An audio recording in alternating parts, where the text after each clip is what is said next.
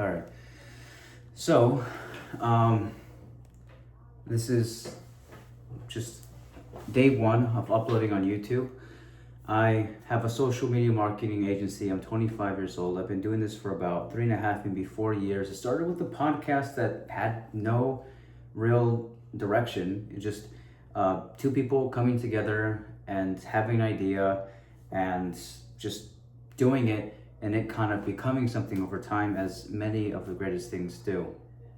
Um, so I have been on this content journey with growing different brands like the Crosstalk podcast, um, and just a few different clients that I've worked with who have podcasts who, are just trying to grow businesses online. And I've kind of come to the conclusion that, you know, content is ever evolving, and the more that you can kind of document just right now exactly where you are and communicate real authentic experiences and feelings, the stronger brand reputation you're going to build over the long run.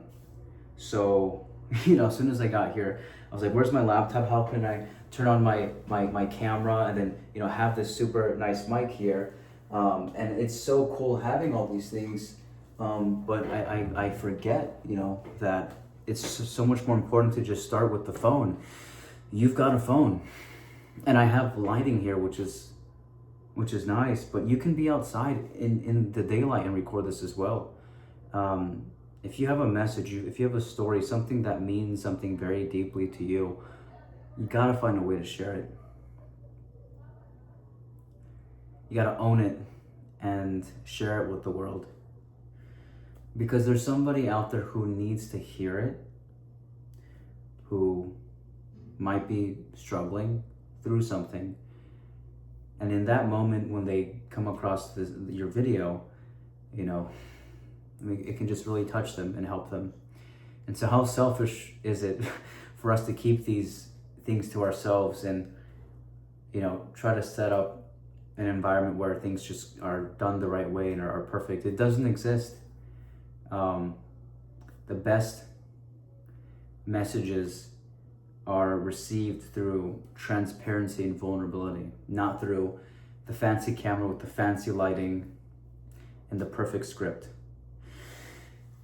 So I guess that's what I wanted to come on today to just kind of share, is to just get things started. And I've been like so on and off the rail with starting this kind of stuff because I don't know, I care so much, and you might care a lot too, and that's okay. But at some point you have to stop over analyzing, over consuming, and just put it out there, because every moment things change from moment to moment. Your feelings, your emotions, your experience, how you perceive life, it changes from moment to moment.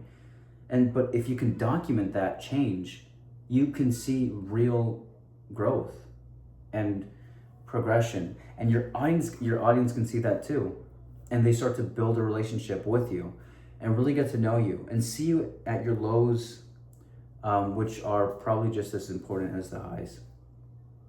So that's really what's on my mind. For the longest time too, I think a lot of people who, I call myself a natural introvert, a learned extrovert. I kind of know how to channel that energy, and it's definitely been a journey, but it's something that is learned and can be learned. But just having that natural introvert kind of energy, I naturally want to go in the corner and hide and not be in front of people, and that's okay.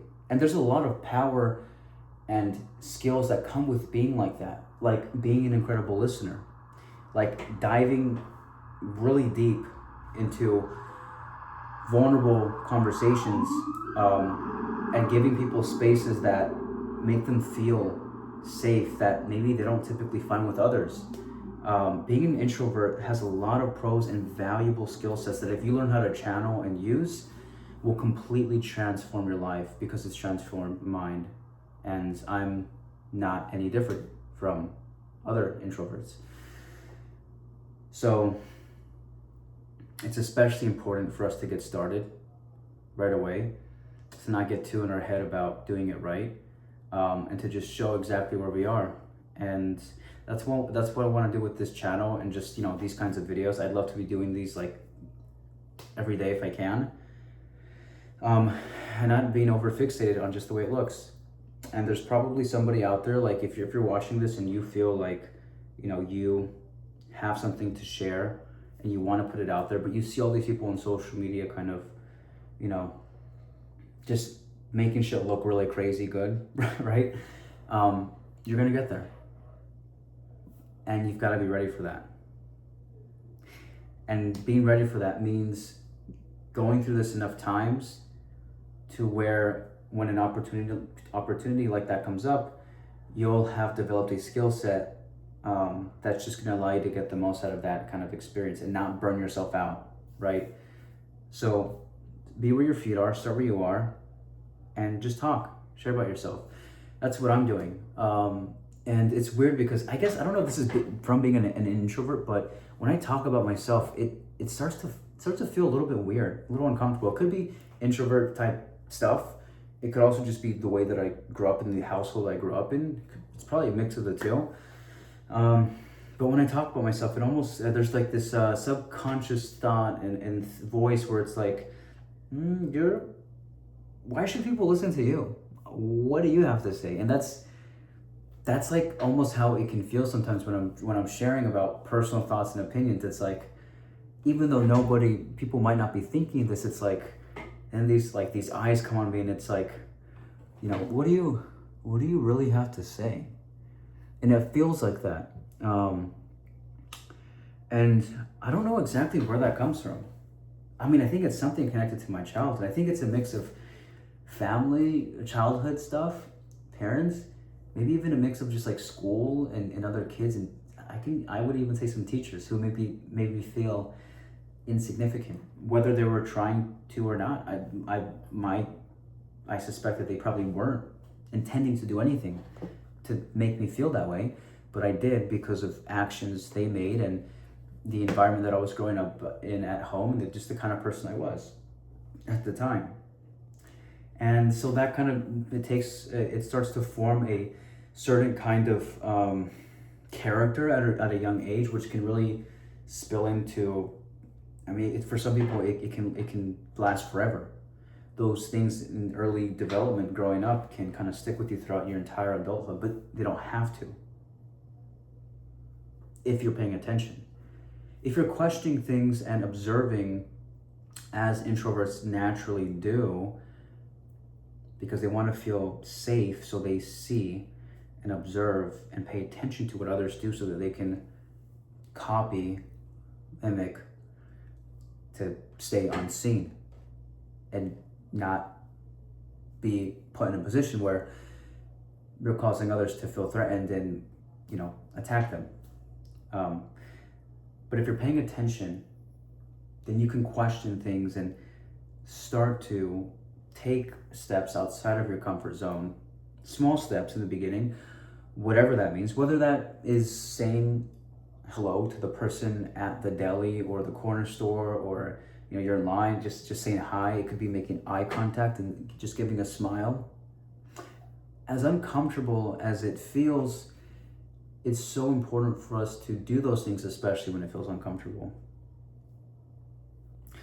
because that's where things start to change, is when you feel that discomfort.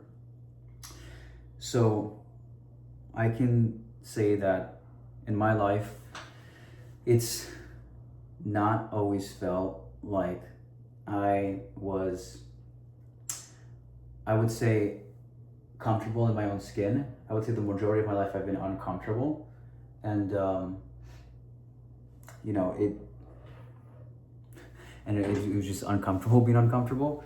But like whether I was at a store or like especially speaking to an authority figure like an adult, I would feel like just like I didn't know better, and I should just listen and shut up and do exactly as I'm told. And that even spilled into adulthood, and it's kind of weird, because I mean I'm an adult, and there's other adults out there who kind of I had these feelings of they're the authority and I should listen to what they do, and And I need to do whatever I can to not be seen and just stay under the radar and fit in. And that took me to very uncomfortable places. In the moment, it might have felt safe and I might have felt okay not stepping outside of that, but it led me down a path to where I was questioning everything around me. Like, what is all this even for? I mean, what am I doing? I don't feel like myself here, but what does myself even feel like? I don't know. I haven't really been paying attention to that. And that's kind of where I was 2 years ago. In the past 2 years, I've just been learning a lot from people who are balanced and who have healthy relationships, who actually know how to communicate. And it's been a very uncomfortable journey. And because of that, I have just grown and learned a lot about myself, about people, about connection, and about what a real healthy relationship actually looks like.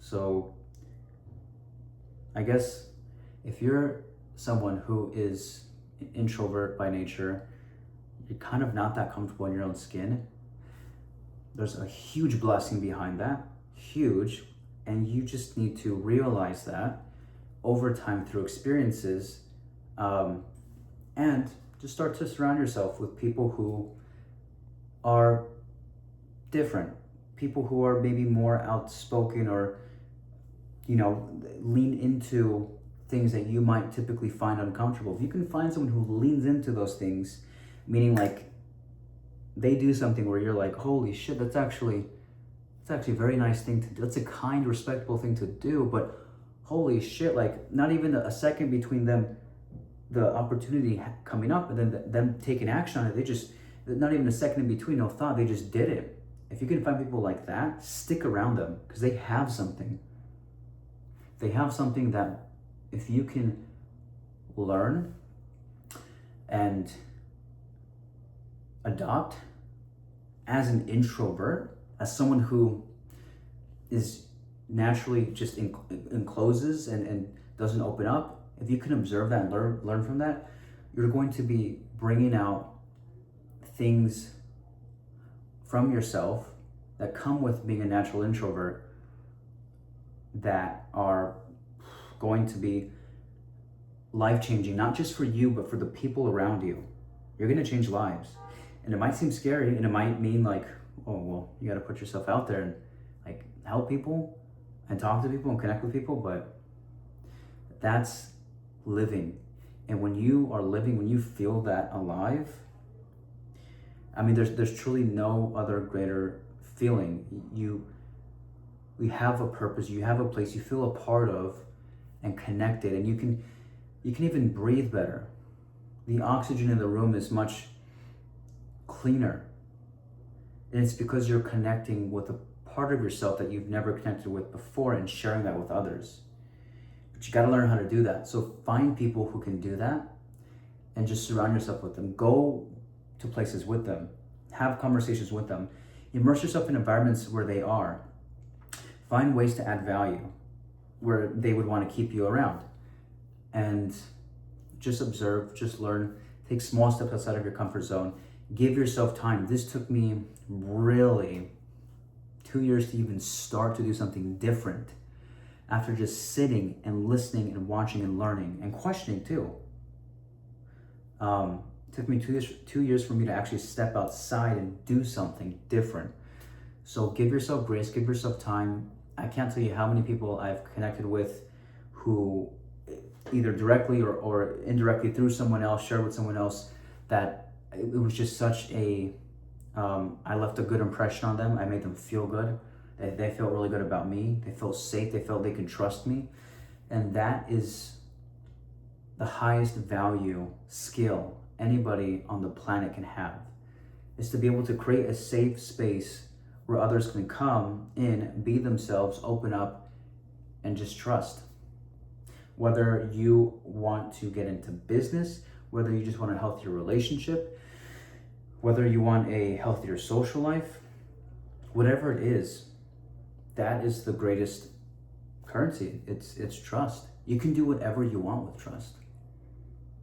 whatever you want, really. And obviously we're here to do good things. And you can't have trust and bullshit. You can't have trust and bullshit conscious people. If you want to really build something great and lasting and real, you want to build it with conscious people, not competent, not just competent, but conscious people, people who are self-aware. And you can't bullshit self-aware people. You can't, because they're so in line and tapped into their energy and who they are that they feel everything before they even see it from a mile away. Everything from a text message to a phone call to a picture, obviously interaction, verbal. Find ways to build trust with conscious people, and you're not just going to change your life, but change a lot of other people's lives. And that's what we're here for at the end of the day, is to leave an impact, to leave behind something that is meaningful, and get comfortable with just doing that too. Everything that comes with doing that, because it's obviously not all perfect. It can be difficult. It can feel overwhelming and stressful. That's part of it. It's supposed to be part of it. Anyways, that's my thought of tonight. It's what is today? I think today's May 15th or something. It's a Saturday. So I'm gonna go out for a walk. I'm in New York City. I'm in Hell's Kitchen. Just came back from a shoot with Crosstalk Podcast. We knocked out a bunch of amazing interviews, stories of recovery from addiction, and we also shot last night at the Maze in New York City a bunch of just mini interviews with sober women, all sober women dressed in white, who came to the event, Sober's New Cool, that is hosted by Kim Bellis, the founder of Sober's New Cool. So yeah, it's been a pretty exciting past couple of days. My sister's birthday was yesterday. She's getting older, and I can't believe that time is flying. And yeah, just finding ways to stay grounded and in the moment, but also, I guess work hard, enjoy life. So I'm about to go out for a walk right now, maybe smoke a cigar, except I'm wearing this shirt and I don't want to ruin it, so I might not. But yeah, anyways, that's it for now. I'll see you guys in the next video. Peace.